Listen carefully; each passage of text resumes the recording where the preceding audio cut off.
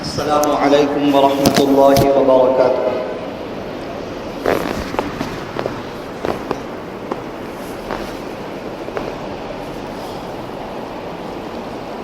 بسم اللہ الرحمن الرحیم، نحمده ونصلی علی رسوله الکریم، اما بعد،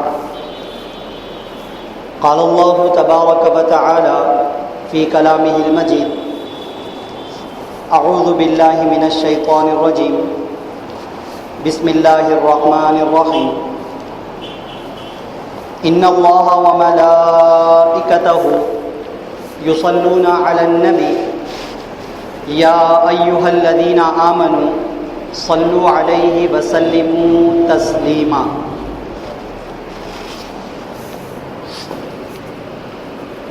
وقال النبی صلی اللہ علیہ وسلم: من صلى علی واحدة صلی اللہ علیہ عشرا، او کما قال علیہ الصلاة والسلام۔ اللہم صل علی سیدنا و مولانا محمد وعلى آل سیدنا و مولانا محمد وبارک وسلم۔ اللہم صل علی سیدنا و مولانا محمد وعلى آل سیدنا و مولانا محمد وبارک وسلم۔ اللہم صل علی سیدنا و مولانا محمد وعلى آل سیدنا و مولانا محمد وبارک وسلم۔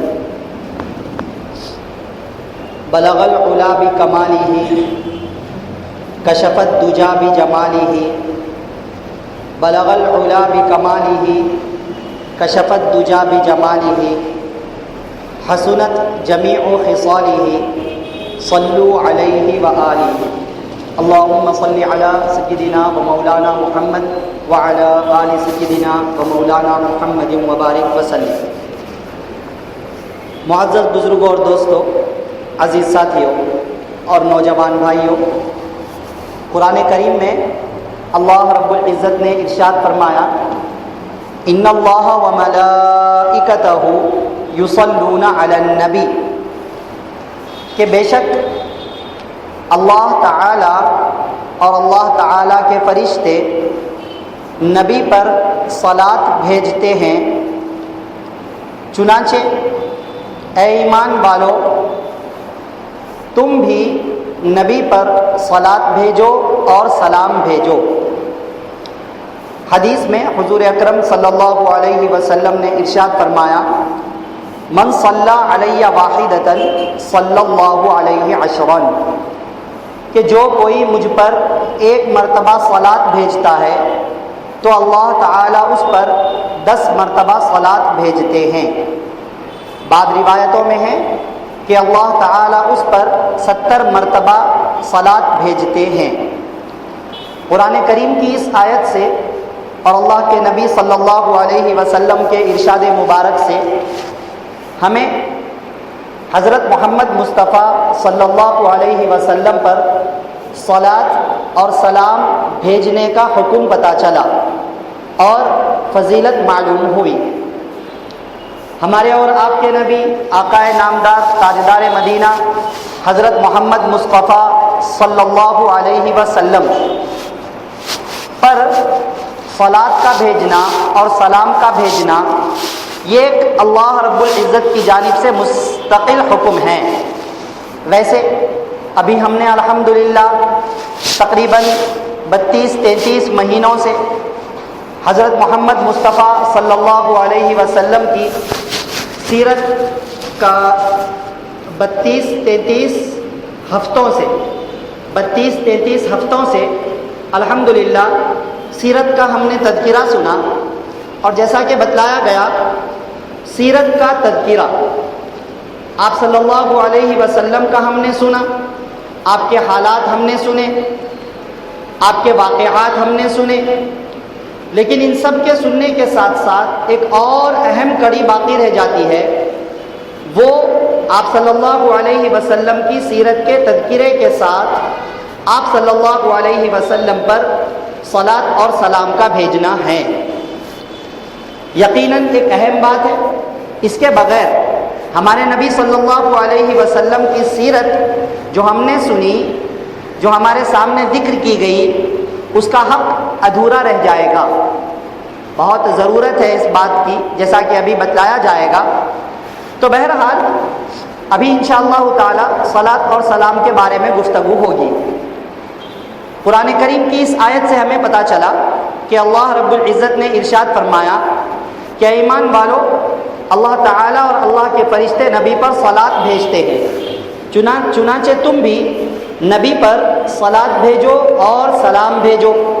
اور حدیث سے ہمیں فضیلت پتہ چلی کہ جو ایک مرتبہ مجھ پر صلاۃ بھیجتا ہے تو اللہ رب العزت اس پر 10 مرتبہ صلاۃ بھیجتے ہیں۔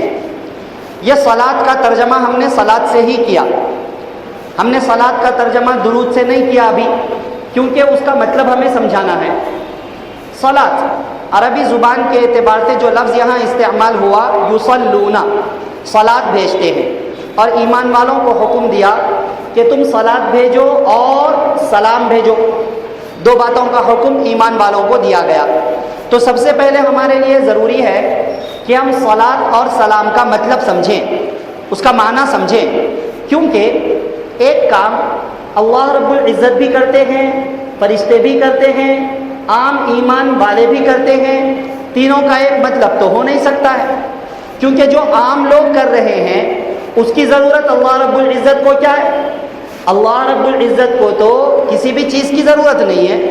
قل هو اللہ احد اللہ الصمد، اللہ تعالیٰ بے نیاز ہیں، اللہ کو کسی کی ضرورت نہیں ہے۔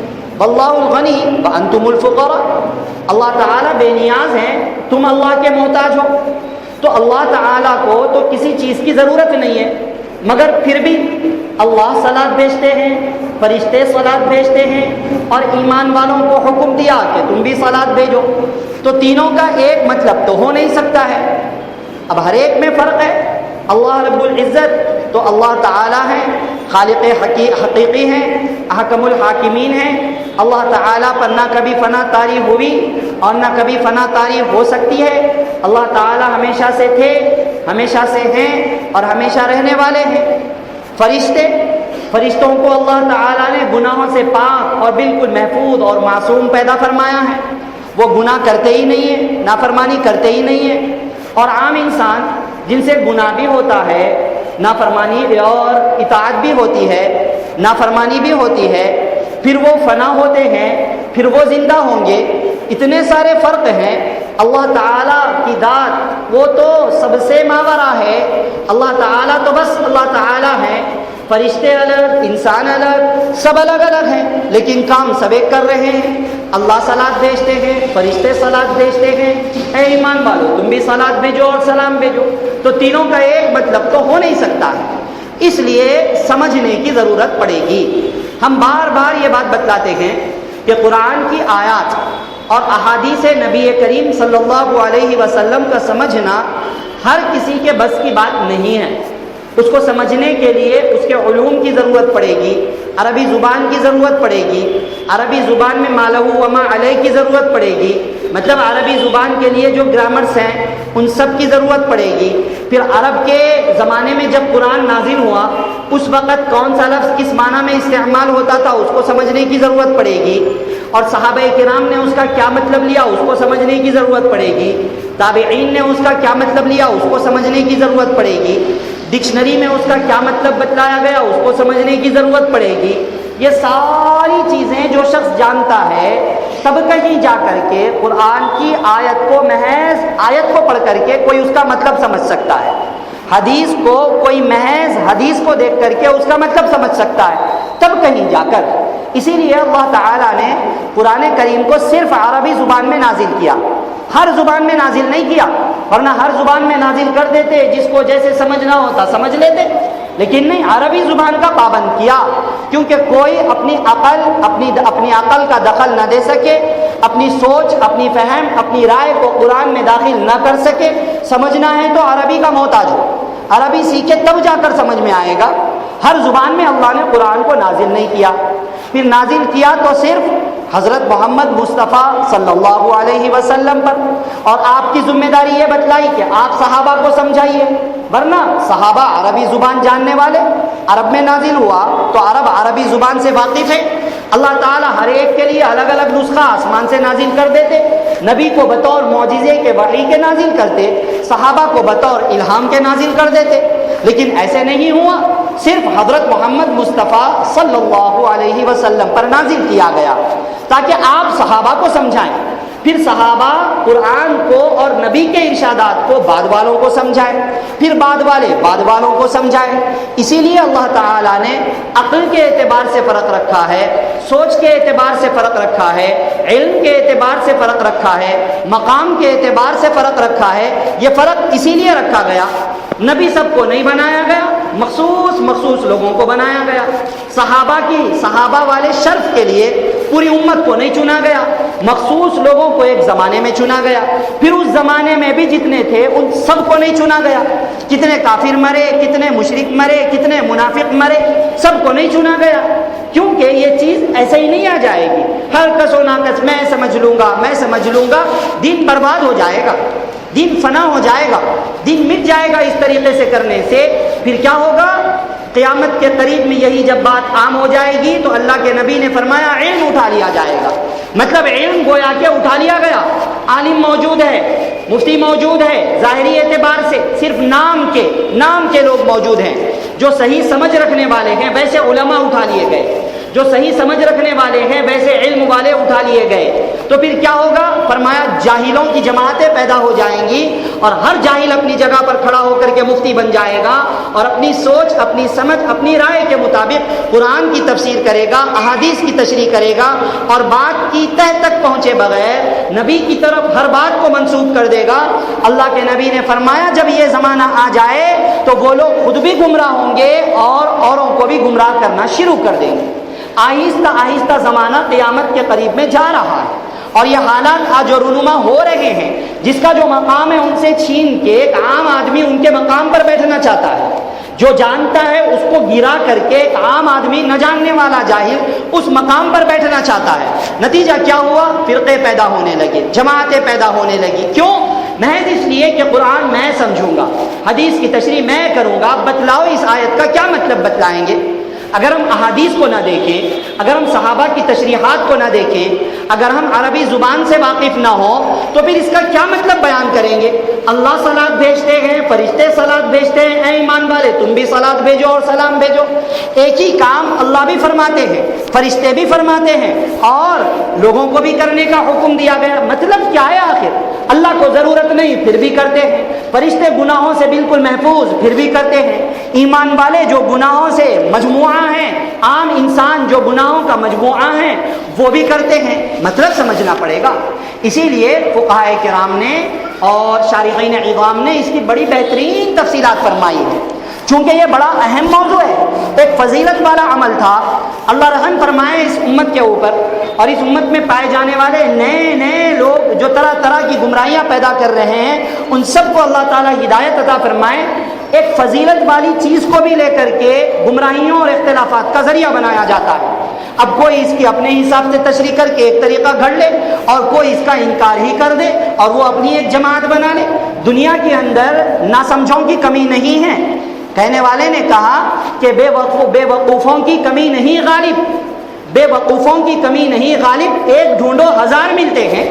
ہو رہا ہے آج ایسے ہی، اگر کوئی آدمی کھڑے رہ کر کے دعویٰ کر دے کہ 2 اور 2 5 ہوتے ہیں، میں ثابت کر کے بتلاؤں گا، 10 لوگ اس کے پیچھے لگ جائیں گے کہ ارے بھائی کیسا ہوتے ہیں، بتاؤ بتاؤ بتاؤ۔ اب اس کے فالوورز پیدا ہو گئے۔ عجیب و غریب تماشا بنا ہوا ہے دنیا کا۔ کیوں؟ کیونکہ دین جن سے سیکھنا چاہیے تھا ان سے دین نہیں سیکھا جا رہا ہے، ہر شخص اپنی جگہ پر کھڑا ہو رہا ہے۔ اس لیے معزز دوستوں اور بزرگوں، ہم ائمہ کرام سے ربط کریں، علماء کرام سے ربط کریں، دین کے صحیح جاننے والوں سے، سنتوں پر عمل کرنے والوں سے ربط کریں۔ اسی میں ہمارے لیے عافیت ہے، اسی میں ہمارے لیے بہتری ہے۔ اور یہ ان کا اٹکل پچو کا کلام نہیں ہے۔ اللہ نے خود قرآن میں فرمایا نہ جانتے ہو تو جاننے والوں سے پوچھ لیا کرو۔ اللہ نے خود فرمایا تقوی اختیار کرو اور جو سچے لوگ ہیں ان لوگوں کے ساتھ رہا کرو۔ جگہ جگہ. بہرحال صلاۃ اور سلام کا مطلب چنانچہ بہت سارے اس کے مطلب بتلائے گئے ہیں. ایک اس کا مطلب ہے رحمت نازل کرنا، دوسرا اس کا مطلب ہے رحمت کی دعا کرنا، اور تیسرا اس کا مطلب ہے رحمت اور مغفرت کی دعا کرنا، چوتھا اس کا مطلب ہے نماز پڑھنا، پانچواں اس کا مطلب ہے مدح و ثنا کرنا. اس ایک لفظ کے پانچ مطلب عربی زبان میں آتے ہیں. صلاۃ صلاۃ صلاۃ ایک لفظ ہے لیکن مطلب کتنے ہو گئے؟ پانچ مطلب ہو گئے. رحمت نازل کرنا ایک مطلب، رحمت کی دعا کرنا دوسرا مطلب، رحمت اور مغفرت کی دعا کرنا تیسرا مطلب، نماز پڑھنا چوتھا مطلب، مدح و ثنا کرنا کسی کی تعریف کرنا پانچواں مطلب. اب یہاں اللہ صلاۃ بھیجتے ہیں، اس کا کیا مطلب؟ ان پانچوں میں سے فرشتے صلاۃ بھیجتے ہیں، اس کا کیا مطلب؟ اور اے ایمان والو تم صلاۃ بھیجو، اس کا کیا مطلب؟ جب پانچ مطلب ہے تو ہر ایک کا الگ الگ مطلب ہوگا، ہر ایک کا مقام الگ، تو ان کے اعتبار سے اس کا ترجمہ بھی الگ اور مطلب بھی الگ ہوگا. اسی طریقے سے دوسرا لفظ ہے سلام، صلاۃ و سلام. صلاۃ کے تو یہ 5 معنی آتے ہیں، اسی طرح لفظ سلام کے بھی کئی معنی آتے ہیں. نمبر 1 اللہ تعالیٰ کی ذات، اللہ تعالیٰ کا نام ہی ہے سلام. اللہ تعالیٰ کے صفاتی ناموں میں 99 ناموں میں ایک نام ہے سلام. تو نمبر 1 معنی ہے اللہ تعالیٰ کا نام، اللہ کا نام ہی ہے سلام. اور نمبر 2 سلامتی نازل کرنا. نمبر 3 سلامتی کی دعا کرنا. تو پہلا اللہ تعالیٰ کی ذات کا نام صفت کے اعتبار سے، اور دوسرا سلامتی نازل کرنا، اور تیسرا سلامتی کی دعا کرنا. یہ دونوں لفظ کا مطلب آپ ذہن میں رکھیے، پھر اس کا مطلب انشاءاللہ تعالیٰ میں آیت کا مطلب سمجھ میں آئے گا. تو صلاۃ کا مطلب اور سلام کا مطلب دونوں ذہن میں رکھیے. اب اس کے بعد ہم آپ کو بتلائیں کہ اللہ تعالیٰ نے آیت میں فرمایا اللہ صلاۃ بھیجتے ہیں، فرشتے صلاۃ بھیجتے ہیں، اے ایمان والو تم بھی صلاۃ بھیجو اور سلام بھیجو. اب مطلب الگ الگ ہوگا. اللہ صلاۃ بھیجتے ہیں کا مطلب یہ نہیں ہوگا جو ایمان والوں کے لیے ہے. ہم جب صلاۃ بھیجتے ہیں، درود بھیجنا جس کو ہم کہتے ہیں، تو اس کا مطلب یہ ہوتا ہے کہ اے اللہ آپ رحمت نازل فرمائیے، یہ مطلب ہوتا ہے ہمارے صلاۃ کا مطلب. اب اگر اللہ کے لیے ہم یہی مطلب لیں، اللہ صلاۃ بھیجتے ہیں کا کیا مطلب؟ اللہ ایسا کہتے ہیں کیا؟ اللہ خود ایسا فرماتے ہیں کیا اے اللہ آپ سلام بھیجیے، صلاۃ بھیجیے؟ اللہ کس سے کہیں گے؟ اللہ تعالیٰ خود نازل کرنے والے ہیں.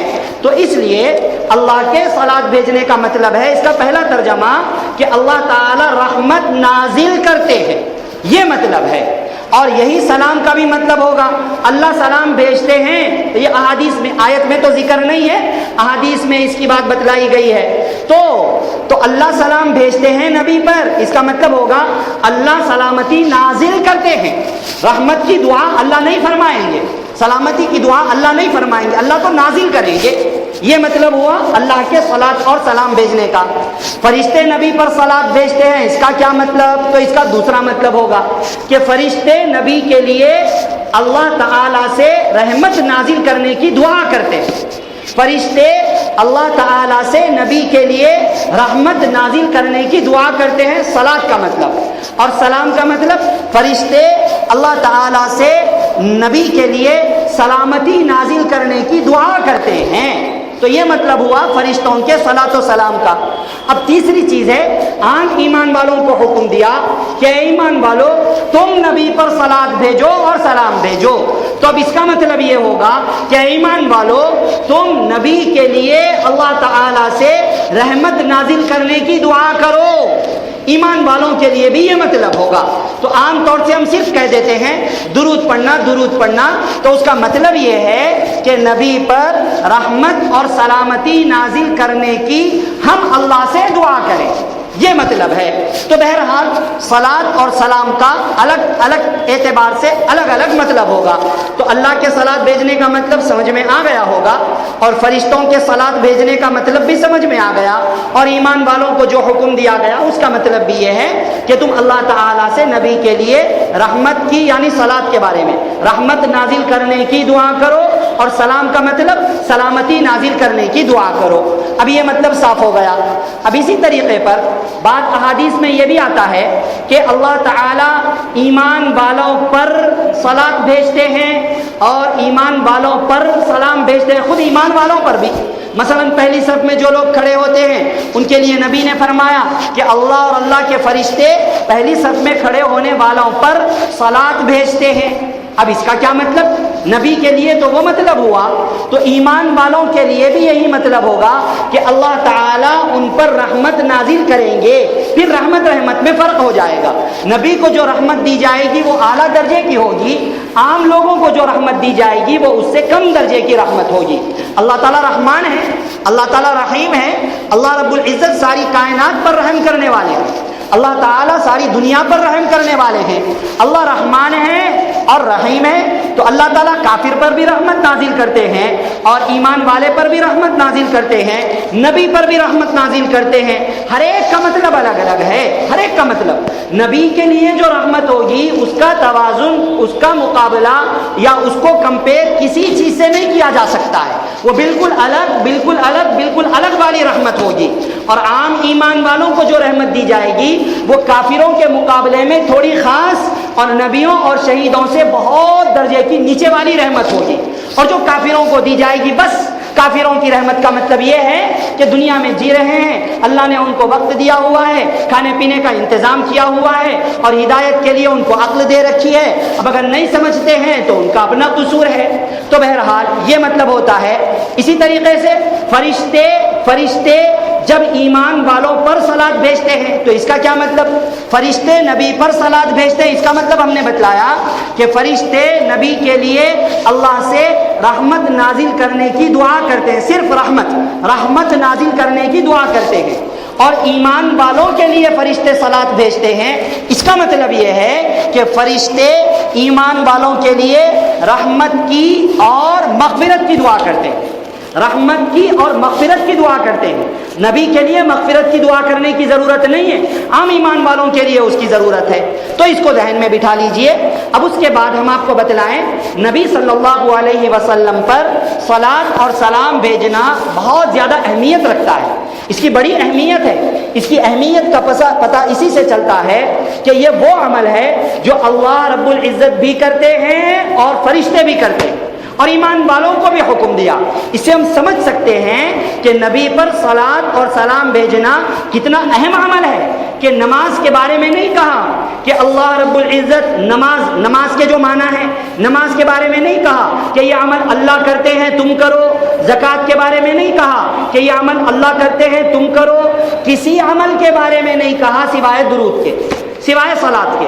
فرمایا کہ اللہ بھی عمل کرتے ہیں، فرشتے بھی عمل کرتے ہیں، اے ایمان والو تم بھی کرو۔ بڑا اہم عمل ہے، اسی سے اس کی اہمیت سمجھ میں آتی ہے۔ اسی طریقے پر اس کا باضابطہ حکم دیا گیا ہے، باضابطہ اللہ نے فرمایا صلو علیہ وسلموا تسلیما۔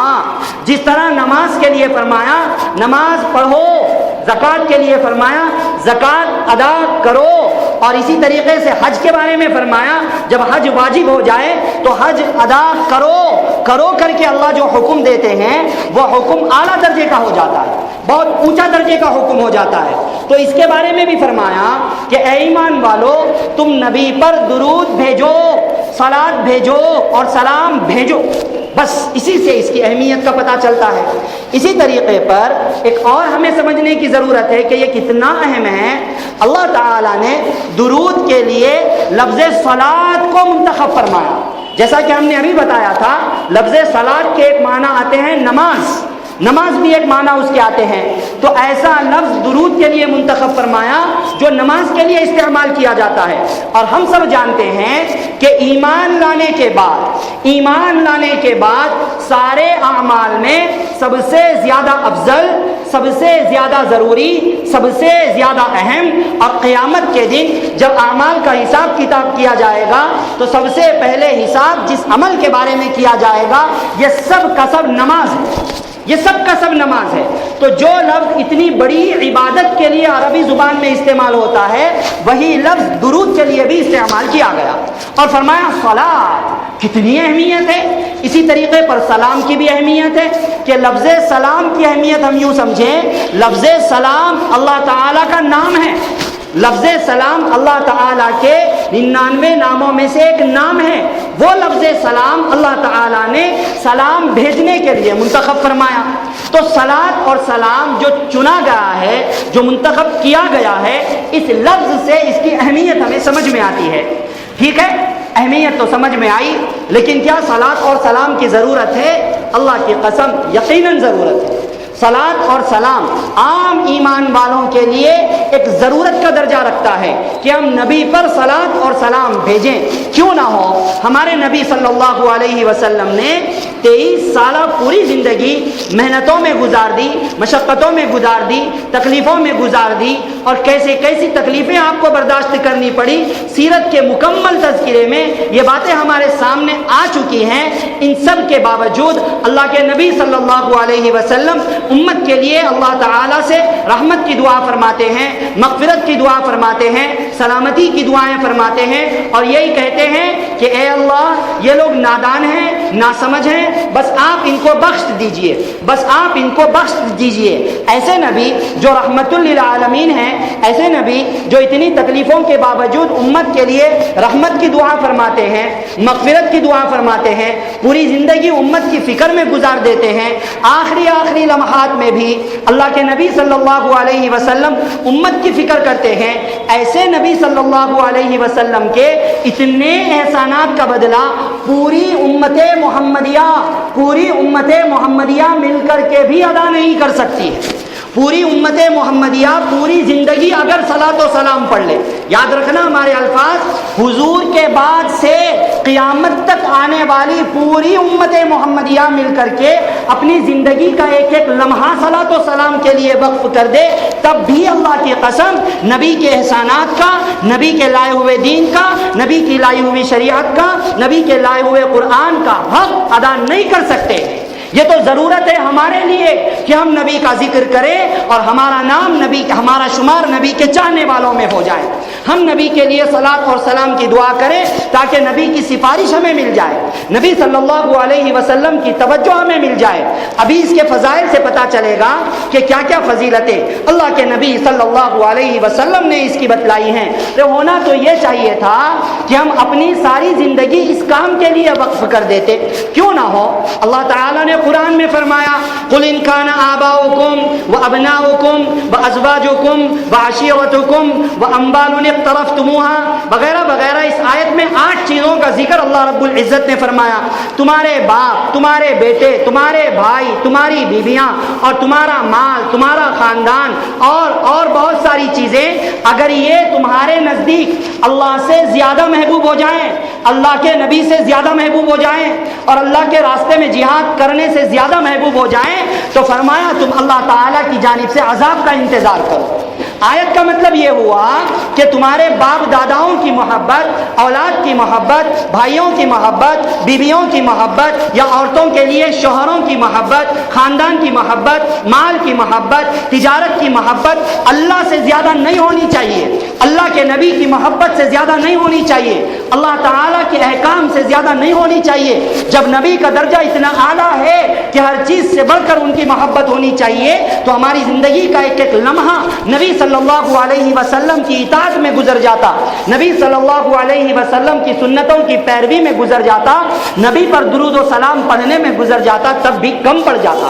اللہ کے نبی صلی اللہ علیہ وسلم نے فرمایا لا یؤمن احدکم حتی اکون احب الیہ من والدہ وولدہ والناس اجمعین، کہ اے لوگو تم میں سے کوئی اس وقت تک کامل ایمان والا نہیں ہو سکتا ہے جب تک کہ میری محبت، یاد رکھیں اللہ کے نبی نے فرمایا جب تک کہ میری محبت اس کے نزدیک اس کے ماں باپ کی محبت سے، اس کی اولاد کی محبت سے، سارے لوگوں کی محبت سے زیادہ نہ ہو جائے، تب تک وہ کامل ایمان والا نہیں ہو سکتا ہے. جب نبی کی محبت اتنا زیادہ ہونا ضروری ہے تو درود و سلام کا اہتمام بھی اتنا کثرت سے ضروری ہے. کیوں؟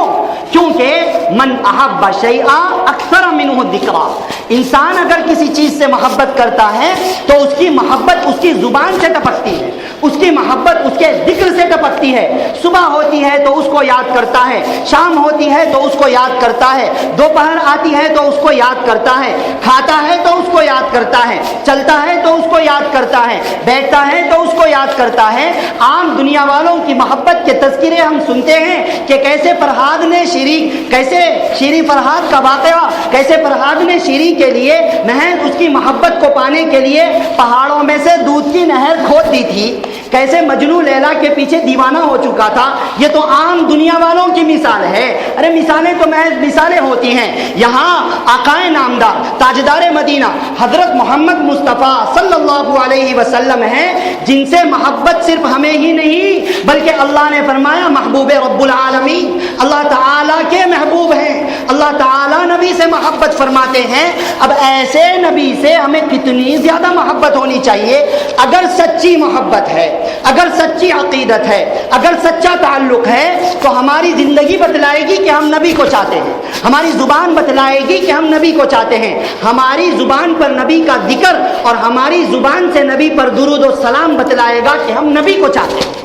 اگر یہ چیزیں ہو ہی نہیں، نہ تو زندگی میں سنتیں ہیں، نہ تو نبی کی تعلیمات کی اہمیت ہے، نہ تو نبی کے ارشادات کی اہمیت ہے، اور نہ ہی ہمارے حضرت محمد مصطفیٰ صلی اللہ علیہ وسلم پر درود و سلام کا اہتمام ہے، پھر بھی محبت کا دعویٰ ہے، تو یاد رکھیں یہ خام خیالی ہے، یہ نہ سمجھی کی باتیں ہیں۔ بس ایسے ہی جو ظرف کے خالی ہو صدا دیتا ہے، جو برتن خالی ہوتا ہے اس میں سے آوازیں زیادہ آتی ہے، بس اسی طرح کے یہ دعوے ہیں، ادھر ادھر کی باتیں ہیں، اس کی اصلاح کرنا بہت زیادہ ضروری ہے۔ تو بہرحال نبی صلی اللہ علیہ وسلم پر درود شریف کا پڑھنا، صلاۃ اور سلام کا پڑھنا ہر ایمان والے کے لیے محبت کی علامت بلکہ دلی محبت کا تقاضا ہے، بہت زیادہ اہمیت اور اس کی ضرورت ہے۔ اب یہاں پر ایک اور بات آپ سمجھیں، صلاۃ اور سلام یہ دونوں الگ الگ لفظ ہیں۔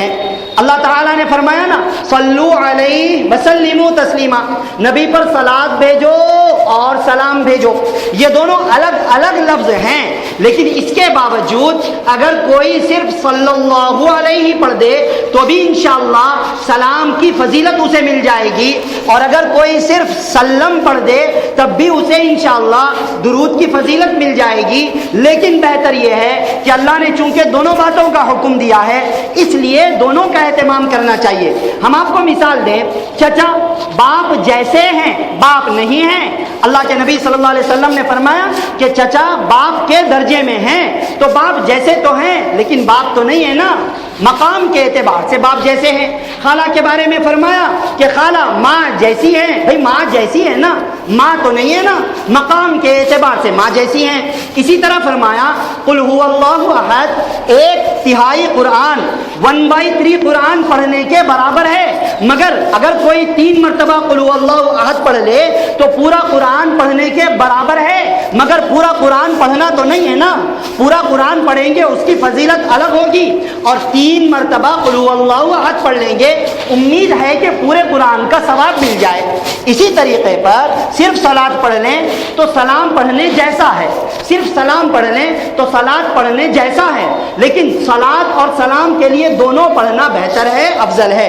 اسی لیے امت میں صحابہ کے زمانے سے لے کر آج تک چل رہا ہے اور قیامت تک چلتا رہے گا، صلی اللہ علیہ وسلم، صلی اللہ علیہ صلاۃ ہو گیا، وسلم سلام ہو گیا، دونوں مل گئے۔ بڑا بہترین کلمہ، آسان کلمہ ہے جو ہر مسلمان پڑھتا ہے اور ہر مسلمان ہر وقت پڑھ سکتا ہے، تو صلاۃ بھی ہو گیا اور سلام بھی ہو گیا۔ اسی طریقے پر ایک اور بات یہ ذہن میں رکھ لیں کہ کیا حضور صلی اللہ علیہ وسلم کو ہمارے درود کی ضرورت ہے؟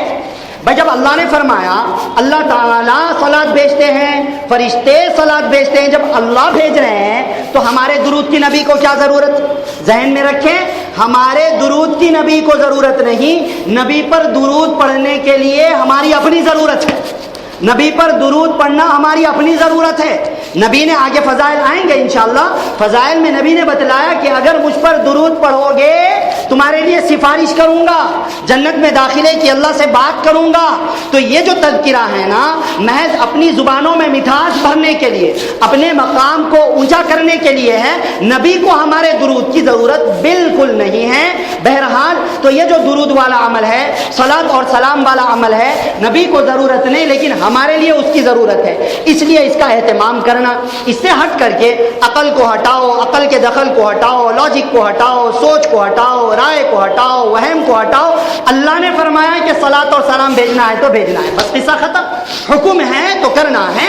ایک مرتبہ ایسے ہی ہوا، امی جان عائشہ رضی اللہ تعالی عنہا کے پاس ایک خاتون آئی اور کہنے لگی کہ امی جان عائشہ، عورت کا کیا حال ہے کہ وہ رمضان کے روزے تو قضا کرتی ہے لیکن نماز قضا نہیں کرتی ہے. عورت کے جو مخصوص پیریڈز ہوتے ہیں ان دنوں میں اگر اس کی نمازیں چھوٹ جائیں تو وہ نمازیں پڑھنے کا نہیں ہے، اس کو معاف ہے.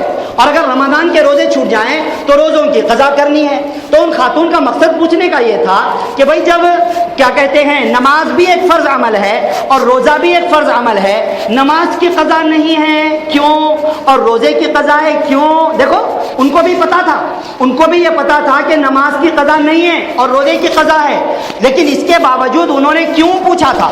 لاجیکلی وہ سمجھنا چاہتی تھی، عقل کے اعتبار سے وہ سمجھنا چاہتی تھی. لیکن قربان جائیں امی جان عائشہ رضی اللہ تعالی عنہا کے جواب پر بہترین جواب دیا اور فرمایا اس لیے کہ ہمیں نبی نے ایسا ہی کرنے کا حکم دیا. ختم ہو گئی بات. نبی نے فرما دیا تو کرنا ہے، بس بات ختم. لوگ آ کر پوچھنے لگے کہ فجر میں 2 رکعت کیوں، 3 رکعت کیوں نہیں مغرب کی طرح، ظہر میں 4 رکعت کیوں، 2 رکعت کیوں نہیں فجر کی طرح؟ بھئی یہاں کیوں کا جواب عقل سے نہیں ملے گا، یہاں جواب ملے گا کیونکہ نبی نے ایسے ہی فرمایا. تو صلاۃ اور سلام نبی پر ہمیں بہرحال بھیجنا چاہیے، چاہے ہماری عقلوں کے اندر وہ بات آئے یا ہماری عقلوں کے اندر وہ بات نہ آئے. اللہ نے فرمایا صلاۃ بھیجنا ہے تو بھیجنا ہے، اللہ نے فرمایا سلام بھیجنا ہے تو بھیجنا ہے. ہماری اپنی بہتری ہے اور اللہ تعالیٰ کا اس بات کا ہمیں حکم دیا گیا ہے. اس وجہ سے اس کا اہتمام کرنا بہت زیادہ ضروری ہو جاتا ہے. تو بہرحال صلاۃ اور سلام کے معنی اور مفہوم کو ذہن میں رکھتے ہوئے اور اتنی ساری اہمیت اور ضرورت کو ذہن میں رکھتے ہوئے ہم اس بات کا احساس کریں اور اس بات کا یقین کریں کہ ہم اسی طریقے پر صلاۃ اور سلام بھیجنے کا اہتمام کریں گے. ابھی احکام آئیں گے تفصیل سے انشاءاللہ تعالی. ابھی تو ہم نے یہ سیریز شروع کی ہے، ایک سلسلہ شروع کیا ہے. ارے صلاۃ کی اتنی فضیلت، سلام کی اتنی فضیلت، تو پھر کیسے پڑھا جائے؟ پڑھنے کا کوئی طریقہ آخر نبی نے بتلایا نہیں بتلایا؟ ہم جو طریقہ ہے وہ طریقہ صحیح ہے کیا؟ نبی کا بتلایا ہوا طریقہ صحیح ہے کیا؟ صحابہ نے کیسے بھیجا؟ تابعین نے کیسے بھیجا؟ اس کی مکمل تفصیلات ہے. انشاءاللہ تعالیٰ ایک بہتر طریقہ سامنے آئے گا اور قرآن و سنت کی روشنی میں سامنے آئے گا تاکہ ہمارا کوئی بھی عمل اللہ کے نبی صلی اللہ علیہ وسلم کے خلاف نہ جائے اور فضائل والے ان اعمال کو ہم جھگڑوں والے اعمال نہ بنا لیں، ہم اختلافات والے اعمال نہ بنا لیں. آج عام ہو گئی یہ بات، ادھر کھڑا ہوا ایک بات کہہ دیا، اس کا اپنا مسلک شروع ہو گیا. وہاں سے ایک آدمی اپنی رائے کچھ دیتا ہے تو اب اس بات سے رجوع کرنا نہیں چاہتا ہے، اس بات سے پلٹنا نہیں چاہتا ہے، اپنی غلطی کو ماننا نہیں چاہتا ہے. بلکہ اللہ نے انسان کو اتنی عقل دے رکھی ہے اور قرآن و حدیث کے اندر اتنی جامعیت دے رکھی ہے کہ انسان اللہ کی دی ہوئی اپنی عقل کا غلط استعمال کرتے ہوئے، قرآن و حدیث میں اپنی رائے داخل کرتے ہوئے من مانی مطلب کی آیات ڈھونڈتا ہے اور من مانی مطلب کی احادیث ڈھونڈتا ہے. اپنی غلطی کو نہیں مانتا ہے، قرآن و حدیث سے اس کو ثابت کرنے کی کوشش کرتا ہے.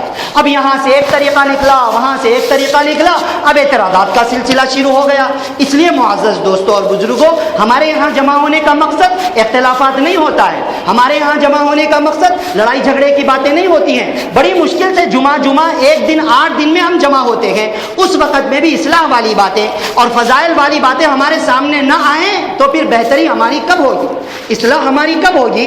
اس وجہ سے اگر ہم بھی کبھی کبھی کسی کی گمراہی کی نشاندہی کرتے ہیں، نعوذ باللہ، کسی پر انگلی اٹھانا ہمارا مقصد نہیں ہوتا ہے، کسی کو برا بولنا ہمارا مقصد نہیں ہوتا ہے. بعض چیزوں کی کبھی کبھی پہچان کروانی پڑتی ہے، کیونکہ جب تک پہچان نہ ہو انسان برائی سے کیسے بچے گا؟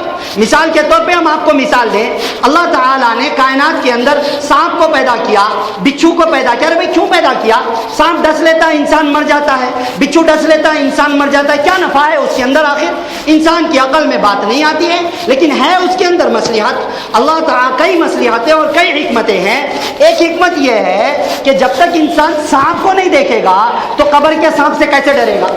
جب تک انسان بچھو کو نہیں دیکھے گا، اس کی ہلاکت اور تباہی کو نہیں سمجھے گا، تو وہ پھر قبر کے عذاب میں بچھو کا اگر ذکر آیا، جہنم کے عذاب میں بچھو کا اگر ذکر آیا، کیسے سمجھے گا؟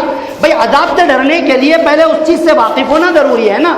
تو کبھی کبھی صرف پہچان کے لیے باتیں آتی ہیں، باقی مقصد ہمارا ہے میری اپنی ذات کی اصلاح ہو جائے اور آپ سب کی اصلاح ہو جائے، ہمارے معاشرے کی اصلاح ہو جائے، تاکہ ہم اللہ کے واسطے ان تمام قسم کی فضول باتوں، جھگڑوں سے اپنے آپ کو بچاتے ہوئے فضائل پر لانے کی کوشش کریں. اختلافات بہت ہیں، اعمال بہت کم ہو چکے ہیں، اعمال کا فقدان ہو چکا ہے، زندگی کے اندر اعمال نہیں ہے. تو یہ جو درود اور سلام کے فضائل آئیں گے اور اس کا طریقہ بتلایا جائے گا انشاءاللہ اگلے جمعہ، اس کا بھی مقصد یہی ہے کہ ہم اتنا اہتمام اس کا کریں اور سنت کے مطابق کریں تاکہ ہماری زندگی ایک سنت کا مجموعہ بن جائے. ہمیں دیکھ کر کے کوئی ایمان قبول کر لے، ہمیں دیکھ کر کے کوئی صحابہ کی طرح اپنی زندگی کو فیل کرنے کی کوشش کرے. یہ سوچے کہ بھائی ارے صحابہ میں یہ عمل تھا، یہ بھی کرتا ہے، ارے بھائی صحابہ میں یہ عمل تھا، ائمہ میں یہ عمل تھا، اس کے اندر بھی ہے. ہمیں دیکھ کر کے کوئی محبت کرنے لگے، دین کی نسبت پہ جڑنے لگے اور دین کی نسبت پہ محبت ہونے لگے. میرے معزز دوستوں اور بزرگوں، اگر یہ بات ہو گئی ہمارے اخلاق کی وجہ سے، ہمارے اعمال کی وجہ سے، اگر کوئی ہم سے محض اس لیے جڑ رہا ہے کہ اس میں دینداری ہے، اگر کوئی ہم سے محض اس لیے تعلق کر رہا ہے کہ یہ سنتوں پہ عمل کرتا ہے، اللہ کی قسم نبی نے فرمایا کل قیامت کے دن 7 لوگ اللہ کے عرش کے سائے میں ہوں گے. ان 7 لوگوں میں سے 2 وہ آدمی ہوں گے جو دین کی نسبت پر ملتے ہیں اور الگ بھی ہوتے ہیں تو دین کی نسبت پر. ایسی بڑی فضیلت ملے گی. اس لیے بس عمل کی ضرورت ہے، عمل سے زندگی بنتی ہے، جنت بھی جہنم بھی. یہ خاکی اپنی فطرت میں نہ نوری ہے نہ ناری ہے. بہرحال آپ صلی اللہ علیہ وسلم پر درود کے فضائل، احکام اور اس کا طریقہ انشاءاللہ تعالی اگلے جمعہ کو بتلایا جائے گا. ذہن میں رکھیے، کہنے والے نے کہا بلغ العلا بکمالہ کشف الدجا بجمالہ حسنت جمیع خصالہ، کہ بلغ العلا بکمالہ، نبی اپنے کمال کی وجہ سے اعلیٰ مرتبے کو اور بلندیوں کو پہنچ گئے. کشف الدجا بجمالہ، نبی کی خوبصورتی اور نبی کے حسن کی وجہ سے ساری تاریکیاں چھٹ گئیں. حسنت جمیع خصالہ، نبی کے تمام صفات، نبی کی تمام باتیں بڑی بہترین بڑی عمدہ ہے. تو اے ایمان والو تمہیں کیا کرنا چاہیے؟ کہنے والا کہتا ہے بلغ العلا بکمالہ کشف الدجا بجمالہ حسنت جمیع خصالہ صلو علیہ وآلہ. ایک مرتبہ درود شریف پڑھ لیں. اللہم صلی علی سیدنا وعلی آل سیدنا محمد وعلی آل سیدنا محمد وبارک وسلم. آمین وآخر دعوانا ان الحمد للہ رب العالمین.